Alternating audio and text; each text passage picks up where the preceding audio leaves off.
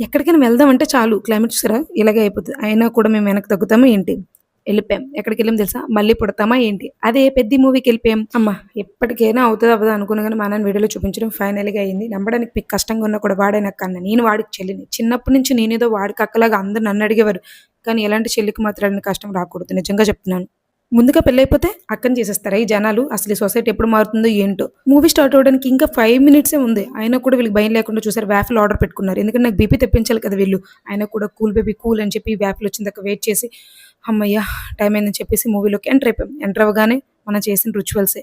ఎవరెక్కడ కూర్చుందాం, పక్కన కూర్చుందాం, ఎవరి పక్కన కూర్చుందాం అని చెప్పి డిసైడ్ అయిపోయాం. అంతలో మూవీ స్టార్ట్ అయిపోయింది. రామ్ చరణ్ ఇంట్రో చూపిస్తాను మిస్ అవ్వకుండా చూడండి.